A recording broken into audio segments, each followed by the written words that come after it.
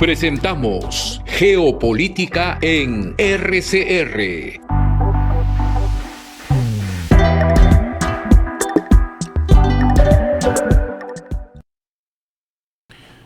Muy buenas noches, bienvenidos amigos a esta especial conversación que vamos a tener hoy con el experto en asuntos internacionales, diplomático de carrera y profesor universitario cubano y peruano, Luis Popa, a quien le damos una cordial bienvenida, agradeciéndole la gentileza de compartir sus criterios, puntos de vista, sus datos, su experiencia sobre un tema que está pasando piola, como decimos aquí en el Perú, suavemente, al suave, pero que tiene una importancia muy grande para toda la región.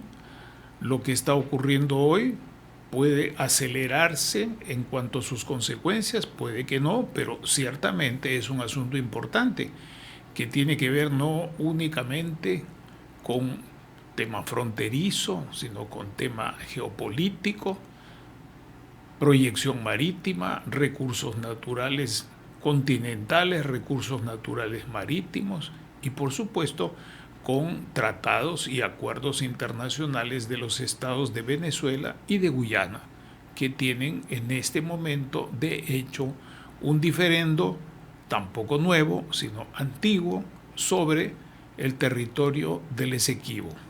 Pero yo no quiero hacer más introducción. Creo que Luis Popa tiene para nosotros una buena experiencia que compartir y, en primer lugar, le voy a sugerir que nos dé algunos antecedentes orientados al tema actual y, en segundo lugar, ya empezaremos a conversar o él expondrá las ideas centrales sobre el hoy y sobre el futuro. 3 temas abiertos a su experiencia, a su contribución, como ya antes lo ha hecho en este programa: antecedentes, situación y perspectivas. Tienes la palabra, querido amigo Luis. Muchas gracias, doctor Bernales, por la invitación y poder estar en contacto con su público de este programa.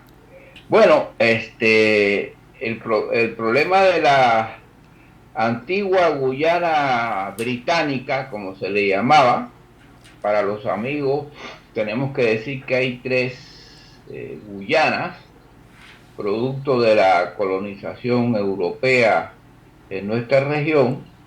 La Guyana actual, llamada en muchos tiempos Guyana británica, la Guyana holandesa o de los Países Bajos o neerlandeses, llamada o actualmente Surinam, que está en el, y la otra que es la Guyana francesa llamada Cayenne, que como dato curioso podemos decir que es el único territorio con el cual nosotros los sudamericanos o los latinoamericanos tenemos una frontera con Europa. Es la única frontera europea que tenemos con la Unión Europea, la antigua Guyana francesa o conocida como Guyana, que divide con Surinam, la divide por un río. Como diplomático tuve la oportunidad de estar en Guyana, de pasada por misiones diplomáticas, de pasada nada más, y de forma estable en la Guyana holandesa llamada Surinam. De más está decir que este problema limítrofe que se ha vuelto a resurgir es un problema muy antiguo que data desde la época de las guerras de independencia, en donde las fronteras, y eso lo sabe muy bien el Perú, las fronteras no quedaban muy delimitadas con lo que de lo que se apropió, de lo que colonizó, si valga el término, las potencias europeas en España y Portugal, respectivamente por el Tratado de Tordesillas, pero en el cual los británicos ni los holandeses estuvieron presentes. Por lo tanto, una vez hechas eh, eh, realizadas las gestas emancipadoras en América Latina, en Sudamérica precisamente, esto no quedó muy claro y Venezuela siempre planteó que el Esequibo era parte de su territorio, cuestión que no fue reconocida por el Imperio Británico. Y esto finalmente, después de muchos gestiones diplomáticas, conversaciones, se llevó a un laudo para finales del siglo XIX, en donde ya en ese tiempo dominaba la doctrina Monroe, en donde Estados Unidos se arrogaba el derecho de la vieja doctrina de Monroe de América para los americanos, pero en ese momento, algo parecido, años posteriores con las Malvinas, Estados Unidos a pesar de esa doctrina, sirvió de cierto puente con los ingleses, tanto es así que en las conversaciones entre ingleses y supuestamente venezolanos, los Estados Unidos representaron a Venezuela y los venezolanos se quedaron fuera de estas conversas. El caso que el Esequibo quedó siendo parte finalmente por estas indefinidas fronteras, que pasó también en África, por cierto, quedó parte de la Guyana británica, hoy Guyana. Permíteme sí, una cuestión pequeña. ¿Alguna vez sí, el Estado español, que llamamos Imperio Español, tuvo un dominio efectivo sobre esa región? ¿O alguna vez el Imperio Británico sí, tuvo algún dominio efectivo sobre esa región? lo tuvo, pero en estas confusiones de limítrofe, de linderos, de hasta aquí llegaste tú y hasta aquí llegué yo, en esas confusiones, en ese mundo que se vivía en ese momento, no en el mundo que vivimos ahora con satélites y demarcaciones más profundas, pues aquello quedó en la nada. Dijeron, bueno, la parte oeste del Esequibo pertenece a los británicos y nosotros nos quedamos con lo otro.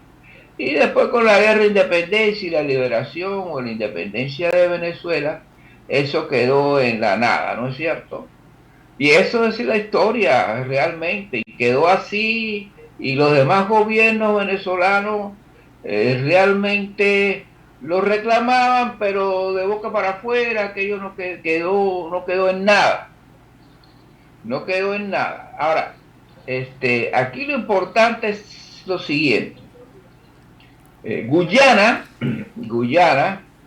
realmente es un país más que sudamericano, es un país caribeño. Es un país caribeño no solo por su ubicación geográfica, eh, que mira más al Caribe que a Sudamérica, con una población étnicamente parecida a la población caribeña, en donde la mayoría es afro, hay hay mucha gente de descendientes de indios y de otras nacionalidades asiáticas, y mira más hacia el Caribe, como las otras Guyanas, que mirar hacia Sudamérica. O sea, Venezuela y Guyana están unidas, pero realmente los guyaneses no miran mucho a Venezuela, mira más hacia el Caribe, hacia las islas caribeñas, se siente más identificado en todos los sentidos, incluso por haber sido colonia británica, tiene más afinidad con las colonias anglófonas del Caribe. Entonces ahí hay una cierta dispersión en ese sentido. Ahora, hay que ver esto, yo creo que hay que verlo en un sentido pragmático, en lo que está sucediendo actualmente, más que esa es la historia, pero lo que está sucediendo actualmente. Guyana es un pequeño país que en la actualidad flota, así hay que decirlo, flota en un mar de petróleo.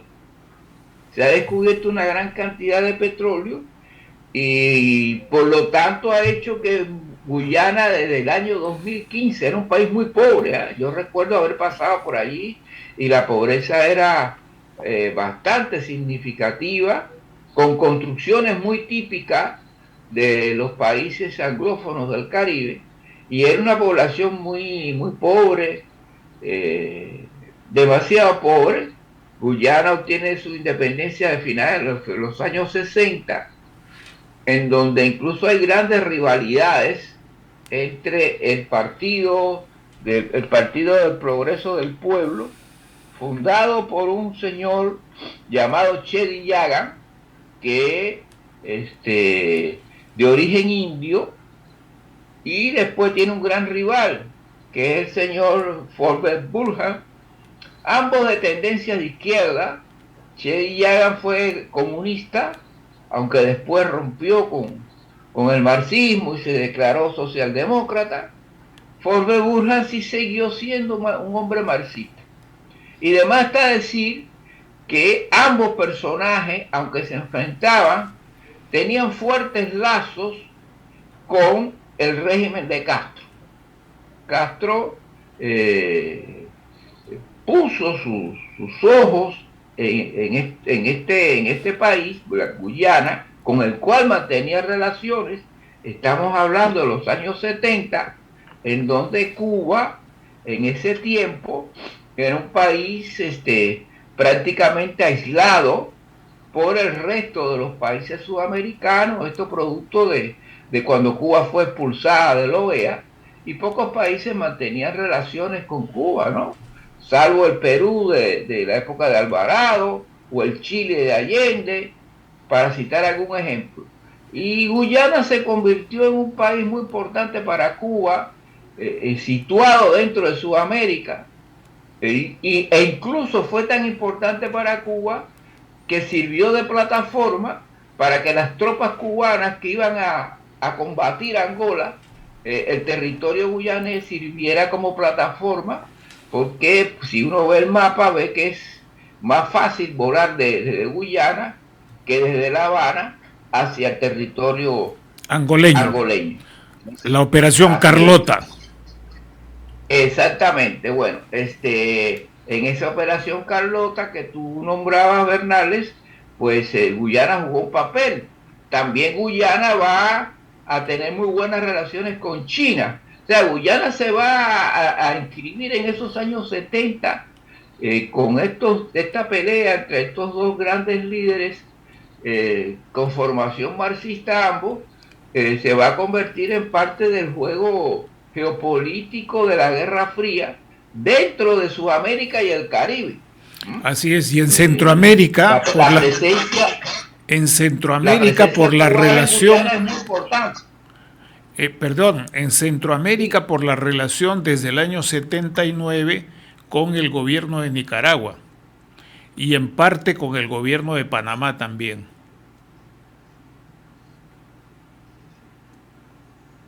¿Me escuchó? ¿Me escuchaste? ¿O se cortó? Así es, así es. Sí, ahí tenemos problema la conexión, creo que está un poco inestable. Bien, como decía, tanto el Partido Progresista del Pueblo, que es del Chedi Yagan, un partido, hay problemas raciales, un partido donde militan más los de origen indio, y el partido del Congreso Nacional Popular, que es el de Forbes Burhan, que es el partido afro, dentro de Guyana, donde hay mayoría, se van a disputar la política local después de la liberación, o la independencia, mejor dicho, del Reino Unido. Sin embargo, Guyana va a ser un país que durante la Guerra Fría no va a tener esa importancia, en el sentido de que va a ser miembro de los no alineados, va a ser cola de las posiciones de los países de la Unión Soviética y de Cuba, en esta Guerra Fría, a pesar de estar en el continente, aunque Estados Unidos tenía sus intereses allí, pero de cierta manera tenía control dentro del país. Ahora, lo interesante acá es qué pasa ahora con Guyana. En 2015, Guyana, como yo decía en un principio, está flotando en un mar de petróleo. Esa zona del Esequibo es una zona muy rica, con grandes yacimientos, ¿no es cierto? El nivel de adquisitivo de la población, producto de esto, ha aumentado mucho. Mucho, se ha vuelto un lugar atractivo Guyana. Tanto es así que en los mejores restaurantes de Guyana te venden la famosa carne esta japonesa, no me recuerdo su nombre ahora, Guayo. Que cuesta un bife, te cuesta más de $400, ¿no es cierto? Es decir, hay muchas construcciones, es un país que está creciendo. Yo diría actualmente que Guyana es el país de Sudamérica o del Caribe más rico que hay. Y ahí obviamente no podemos dejar de mencionar que cerca del 1.000.000 de habitantes que tiene Guyana, se espera que con un tiempo tenga la renta más alta de Sudamérica y del Caribe. Ya no podemos imaginar para una población cerca del 1.000.000 con estas riquezas de petróleo, y no solamente de petróleo, de oro. Es una de las zonas más ricas de América del Sur, si no me equivoco, quizás la más rica. Y entonces hoy Guyana, a quien nadie le hacía caso, a quien nadie veía que era una cenicienta en Sudamérica, que nadie hablaba de ella, pues se ha convertido en una fortuna.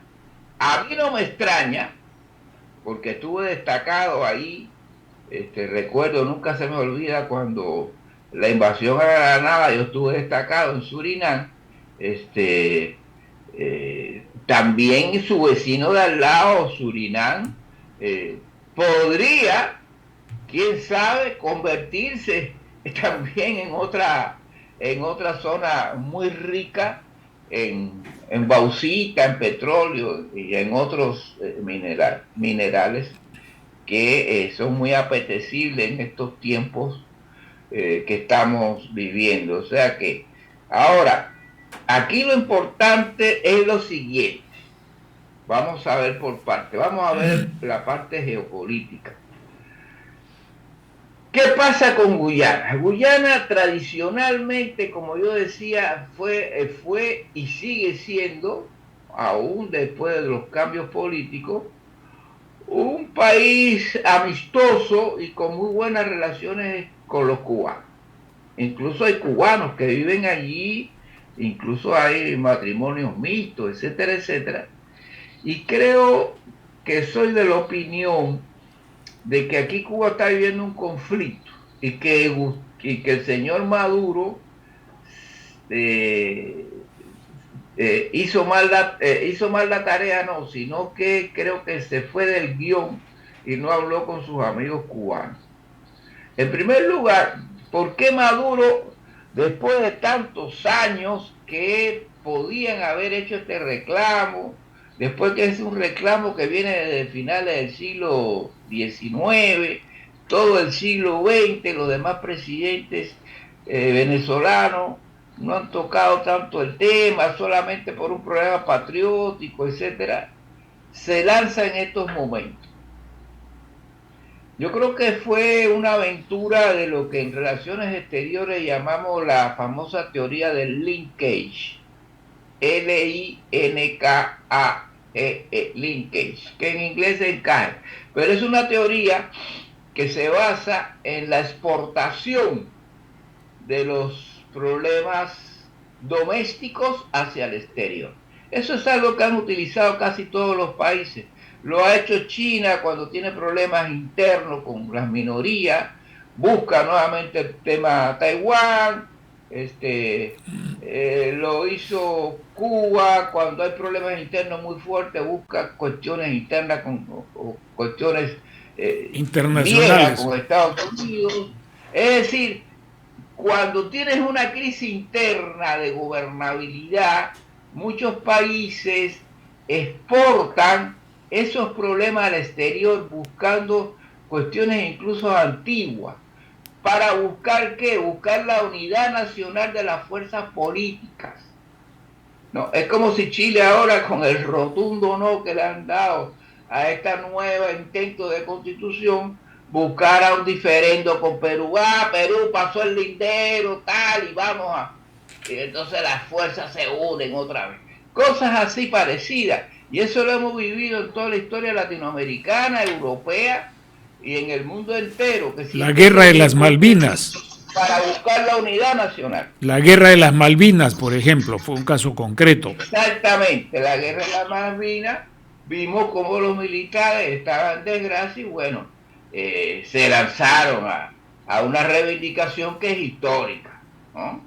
Y entonces, bueno, la gente de la guerra de las Malvinas, los chicos argentinos fueron a dar su vida por las guerras de las Malvinas, que eso es un tema latente, eso puede pasar en cualquier momento.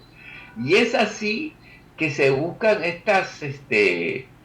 estos problemas internos de crisis que a veces tienen los gobiernos de gobernabilidad. Ojo, ojo, y pongo ojo y subrayo porque estamos viviendo una crisis de gobernabilidad en el Perú, en donde se busquen cuestiones internas para exportarlas y buscar la unidad nacional de una población.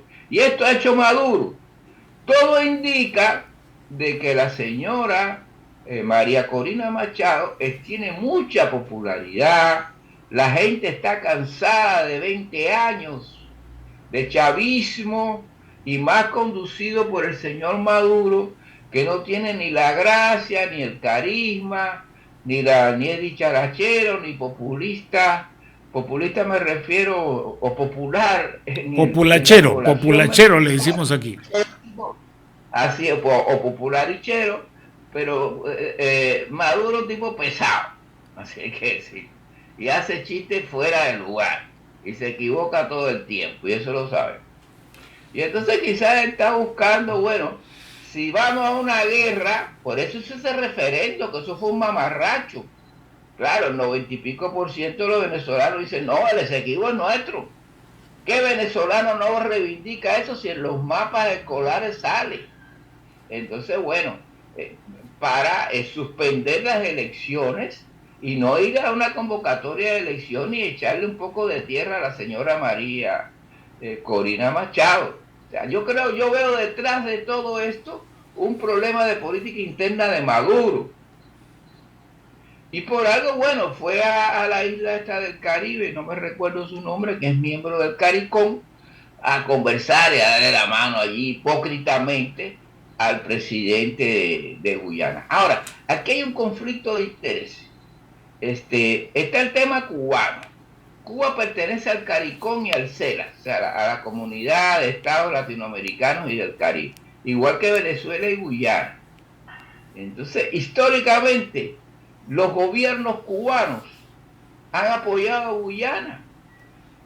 Ahora, le salió mal la tarea al señor Maduro. No sé, por algo Maduro va a hablar. Maduro no fue a hablar allí con el guyanés por gusto. Me imagino que desde La Habana le dijeron, oye, ve, conversa y mira a ver cómo puedes arreglar esto, que se hagan conversaciones bilaterales.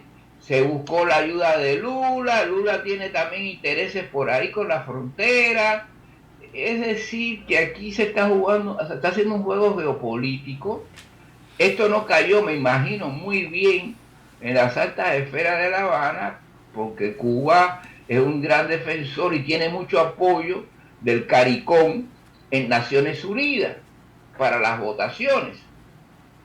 Y el CELA es un punto de contradicción contra la OEA. Entonces, no vamos a malograr el CELA ni el CARICOM por una pataleta que le dio a Maduro, que es una cosa que lleva años y que podría arreglarse en una forma diplomática.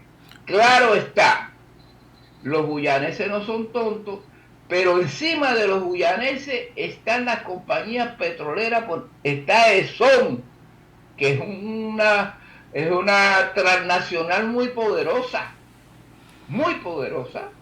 y que ya los americanos hicieron algunos ejercicios aeronáuticos con su aviación por el territorio guyanés, y ya le están diciendo al señor Maduro, oye, be careful, no te metas, que esto te puede salir cara a la aventura. Y Maduro lo sabe, Maduro lo sabe. Ahora, a mí me gustaría colocarte dos cuestiones ahí.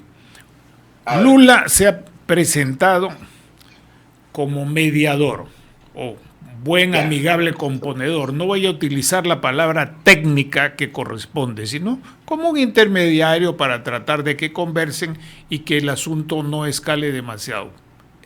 Eso, por un lado, es parte de la política exterior de Lula, que está tratando de hacer algo parecido en todos los espacios, en todos los foros, en todos los ámbitos internacionales, ya sea en Europa, en el Oriente Medio o donde sea. Entonces, eso es una proyección de Lula, que además ya entra a su segundo año neto de gobierno y necesita fortalecer mediante la proyección de esa imagen externa y de eventuales éxitos externos que hasta ahora no ha tenido ninguno resonante, me parece. En fin, este es un punto que también se puede conversar. Llevar aguas para su frente interno, para su dominio interno. Nuevamente, la política exterior al servicio de la política interna.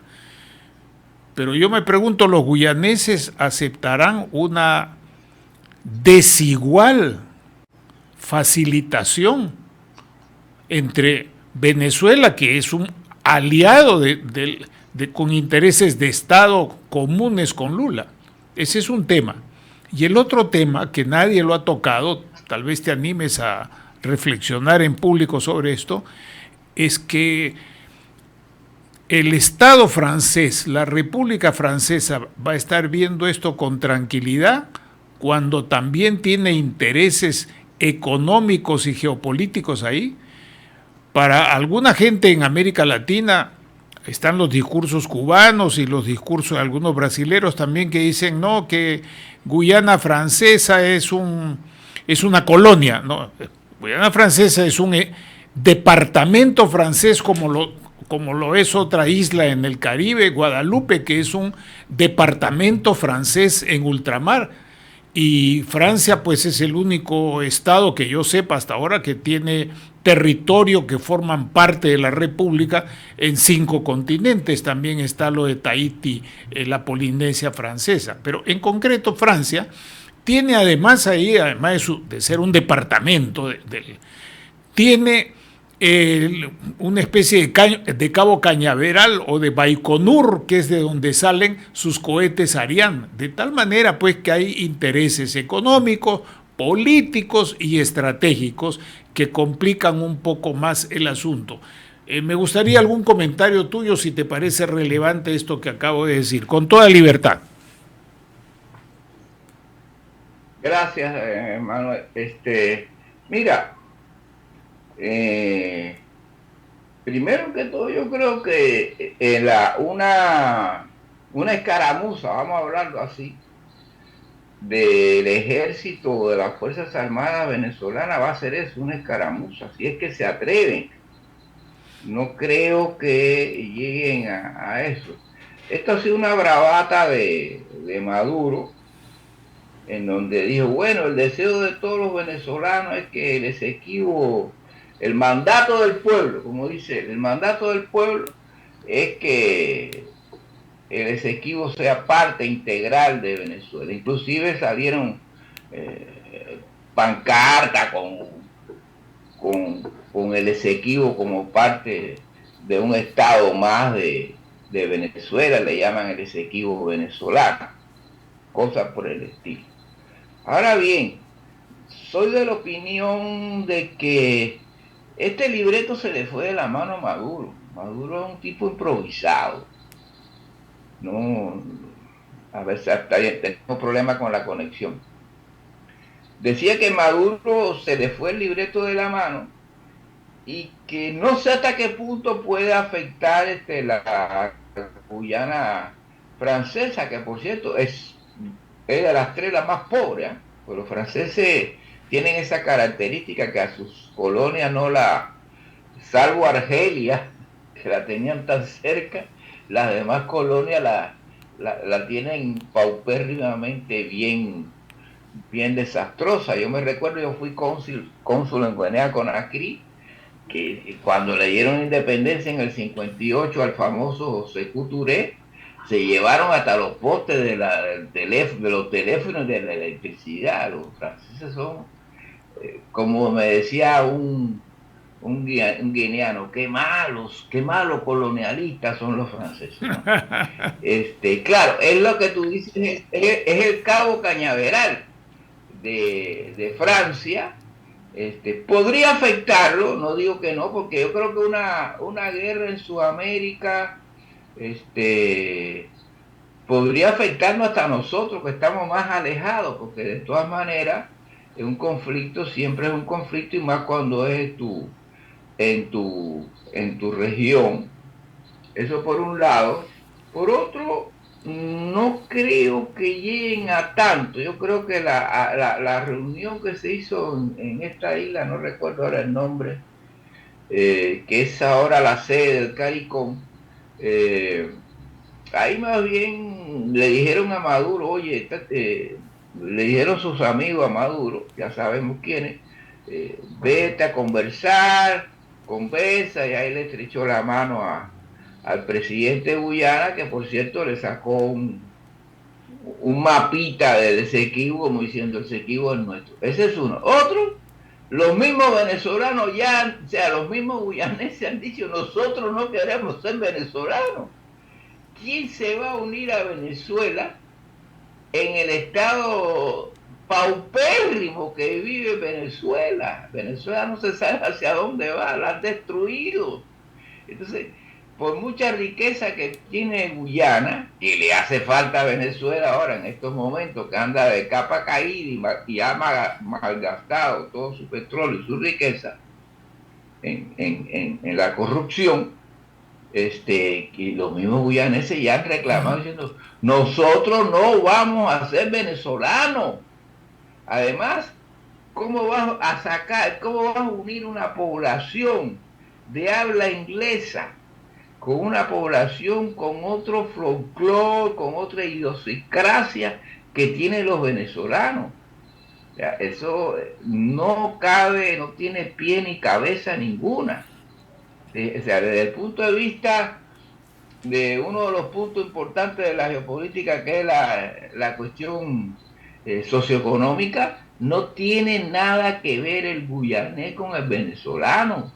Simple y llanamente. Quizá en otros tiempos que Venezuela vivía en una gran fortuna, pero hoy día que Venezuela es el pariente, es el vecino pobre y ellos son los vecinos ricos, y que no llegan a 1 millón, ¿qué van a hacer haciéndose ciudadanos venezolanos? O sea, ahí no hay una perspectiva ninguna, no hay un análisis ninguno, solamente la bravata de este hombre, que hay que decirlo con todas sus palabras, espero que me escuche, que es un ignorante, que es un total ignorante este señor, por favor, y que es un títere guiado desde la isla de Cuba, lo sabemos. Entonces, ¿hacia dónde va? Brasil sabe que esto no le conviene, tiene frontera, y Lula es un hombre que yo creo que en este periodo se ha dedicado más a las relaciones internacionales que a resolver los problemas internos que tiene Brasil, que continúan. Por ejemplo, el tema de la ayuda a las universidades, la prioridad a la población afro-brasileña, que él lo impulsó como buenos resultados, ha quedado paralizado. El crimen en Brasil tremendamente se ha duplicado. Hay que ver lo que sucede en la frontera entre Iguazú y Ciudad del Este. Ahí el crimen es terrible. Ahí operan las bandas del narcotráfico y las bandas delincuenciales como le da la gana. ¿Qué hace el Estado brasileño? Parece que no existe. Parece que no existe. O sea, lo que hay en la Ciudad del Este e Iguazú es tremendo. Y parece que el Estado brasileño no existe. Ahí lo mismo te venden un reloj Rolex que te venden un misil. Ahí no pasa nada. Y así pasa en todo el Brasil. Brasil es grande. A Lula le queda muchas cosas internas que resolver. Yo creo que sí es cierto que Brasil es el país más importante de Sudamérica, que debe estar integrado al BRIC, es una economía pujante, pero ¿qué va a hacer? Por otro lado tiene su frontera sur, donde sus tres supuestamente aliados o vecinos no comparten nada con él, que es la calle Pou en Uruguay, Peña en Uruguay, en Paraguay, y el señor Milei en la Argentina. O sea que si él no se dedica un poco a buscar puentes con estos tres socios vecinos, el Mercosur se cae totalmente. Además, Mercosur que ya ha tenido un problema serio en la negociación del Tratado de Libre Comercio con la Unión Europea, que eso lo podemos conversar en enero o febrero, ¿verdad? Y por otro lado, en el aspecto de las propuestas internacionales de Lula, particularmente la relacionada con la última conferencia de las partes, la 28ª sobre cambio climático, ha sido más humo, o como dicen en Centroamérica, llamarada de tusa. O sea, cuando se quema se queman las partes del maíz que no se usan, se incendia rápidamente, pero se apaga rápido. Y ahí eso no ha funcionado, como no han funcionado otras propuestas en Ecuador de decir, yo no saco nada del subsuelo, pero tú me pagas. No recibieron, en el caso de Ecuador, ni siquiera $500,000 de la propuesta que hizo hace muchos años el expresidente Correa. Entonces, ahí hay todavía la sobrevivencia de un discurso y una orientación de política exterior que no ha hecho propuestas viables, concretas, sustentables, durables o sostenibles. Se puede utilizar cualquier terminología calificativa, que no han tenido andadura, sino que han sido para una imagen en un momento determinado, y que para algunos despistados que hay aquí en el Perú eso es muy más importante que las cosas concretas de inversiones que se pueden hacer. En fin, este es un comentario para ampliar un poco, para volver más bien a esta pregunta, ¿no? ¿Tú crees que los guyaneses van a estar felices con ese aliado de los cubanos y aliado de Venezuela que es Lula para ser de mediador?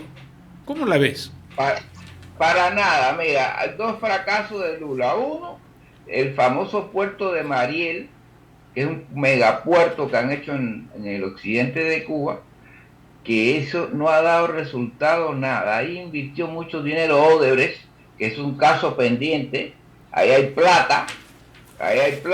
Efectivamente, ese puede ser otro tema, es otro tema. El puerto de Mariel hay plata, y eso fue una gestión de Lula, eso no se ha investigado.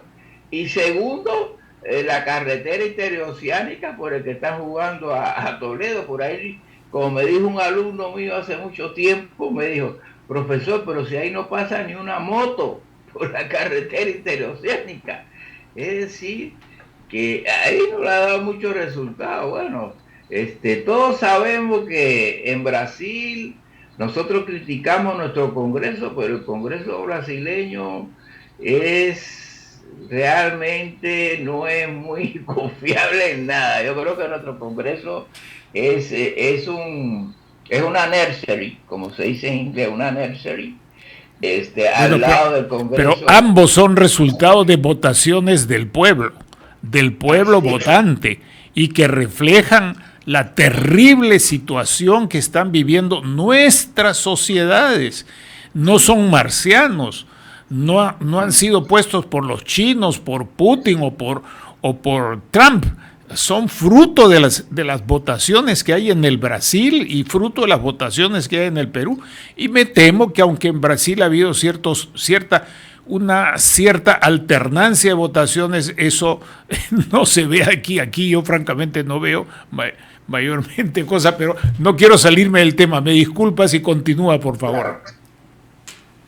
No, sí, ahí tenemos, o sea, lo de Odebrecht, yo no me quedé muy convencido con lo de Lula. Realmente hay una serie por ahí de Netflix muy interesante, no recuerdo su nombre, pero yo realmente no me quedé muy convencido con Lula y su aparente honestidad. Además hay otra cosa que quiero agregar, a ver, que es el famoso Foro de Sao Paulo. El famoso Foro de Sao Paulo, que fue una idea de Castro que le vendió a Lula, en el sentido de cuando se desplomó el llamado socialismo real, Castro le dijo, bueno, ahora nadie quiere estar en los partidos comunistas, esto se ha desplomado. Y le dijo, ¿por qué no unimos los movimientos sociales y creamos una gran masa? Y de ahí surge el Foro de Sao Paulo. Pero en la actualidad el Foro de Sao Paulo cogió mucho auge, pero hoy en día, en estos cambios que tenemos, el Foro de Sao Paulo no se oye, o no publican los medios de comunicación, voy a ser cauto, o no se oye para nada. Tampoco ha tenido ningún pronunciamiento sobre el caso Venezuela-Surinam. Venezuela-Guyana. ¿Ha tenido algún pronunciamiento? A mí se me ha escapado. Ninguno. El Foro de Sao Paulo no ha dicho nada, en vez de abogar por la paz y el entendimiento entre los pueblos, nada, igual que el Grupo de Puebla. Ni tampoco hemos oído al señor Loro de México, el señor Andrés Manuel López Obrador, hablar al respecto. El que habla de todo, igual que Petro, que hablan de todo y opinan de todo, aquí se han quedado callados. Es decir, que ¿qué pasará? No sabemos. Veremos qué nos dicen los próximos días sobre esto. Yo creo, estimado Manuel, que aquí la sangre no va a llegar al río. Creo que el señor Maduro lanzó su bravata, no le salió bien, le faltó un poco de historia, no sé, las buenas relaciones Guyana ha tenido en el tiempo, sobre todo durante la Guerra Fría.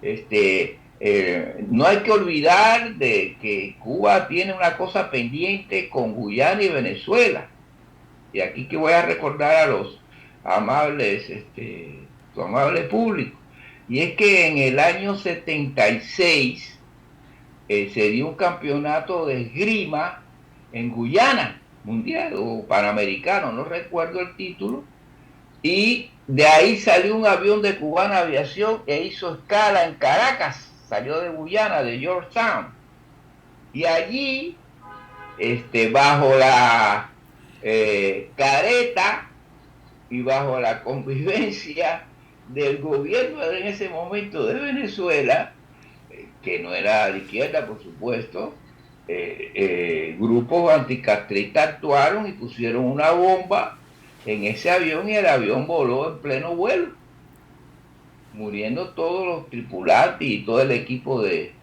esgrima cubano. Y eso es una cosa que une mucho a estos tres países. Siempre se conmemora, bueno, mataron a nuestros héroes, la contrarrevolución, el terrorismo, como le quieran llamar, en esos años. Es algo que la historia lo recoge, ¿no? Y bueno, pero para que tú veas la relación que había, sobre todo con Guyana. Con Guyana yo conocí varios diplomáticos, no solamente cubanos, sino otros países que estuvieron destacados en Guyana, y me hablaban de las paupérrimas condiciones de vida del pueblo guyanés, y que habían tiendas especiales para que los diplomáticos se autoabastecieran de sus necesidades primordiales, ¿no? El alimento, bebida, lo que sea. Como las diplotiendas. Era un país bastante No, era el segundo país más pobre de América Latina. Después de Haití, Y así hoy es. por hoy es el país que posiblemente llegue a ser el país más rico de América Latina. Sí. Por algo lo quiere Maduro ahora, ¿no? Por algo Maduro aspira a hacer que Guyana sea parte de Venezuela, ¿no? Hay un asunto que tú has Pero las mencionado de los años cosas, a ver, 70. cuando uno estudia geopolítica sabe que no es por anexión, ni por influencia. Es muy difícil que Guyana caiga en la esfera de influencia del chavismo o del madurismo, ya en este caso. Yo no sé si llamarle chavismo o madurismo. Creo que Chávez era más, sin simpatizar con él para nada, pero creo que era un poquito más inteligente que el señor Maduro. Mira, en los años 70 hay cosas que aquí no se han estudiado. Por ejemplo, este asunto de la participación cubana en la independencia de Angola, con todo lo que significó, no se ha estudiado, pero ese asunto también estuvo ligado por, por la vía del general Ochoa a los temas del narcotráfico, ya antiguos Sí. desde los años, la triangulación cubana con el narcotráfico, el fusilamiento de Ochoa 10 años después, el año 86, el tráfico de drogas en Panamá, la invasión a Panamá y todas esas cosas, nosotros prácticamente no las hemos estudiado, como tampoco el rol de Brasil, del Partido de los Trabajadores y de Odebrecht y de la otra gran empresa en las elecciones de América Central, el financiamiento que hicieron para que Mauricio, ahorita se me fue el nombre, que está ahora refugiado en Nicaragua, el que fue elegido presidente de El Salvador, en una alianza clara y con una intervención de Lula directamente y de Odebrecht a través de la esposa de este presidente que es brasilera y del PT. Todas esas cosas se nos escapan acá en el Perú y yo te agradezco mucho esta contribución, esta reflexión, porque nos ayuda a poner los pies en la tierra. Por hablar. Hay muchas cosas por hablar. Por ejemplo, hay un escritor cubano que yo te recomiendo que lo busques en internet. Hay un libro completo de él en internet. Estuvo muy... primero fue defenetrado y después fue reivindicado. Me refiero a Norberto Fuentes. Y él narra en un libro que tiene muy interesante, lo puedes buscar, Norberto Fuentes, y él narra cómo dice, bueno, culparon a Arnaldo Ochoa, a Tony de la Guardia. Sin embargo, ellos en Cuba no tenían signo de riqueza exterior. Andaban en su lado, así, tenían una buena casa y eso, pero eran parte de la infraestructura, pero sí, bueno, tenía un reloj Rolex, tenía un Lada, tenía una casa en un buen barrio y todo, pero no tenía los signos exteriores que tienen los magnates. Y cómo esta gente se le va a acusar de que eran narcotraficantes. ¿Dónde están los signos exteriores de ellos? Nunca. Y este hombre que está escribiendo eso era íntimo amigo de tanto de Ochoa como de Tony de la Guardia. Íntimo, íntimo, íntimo.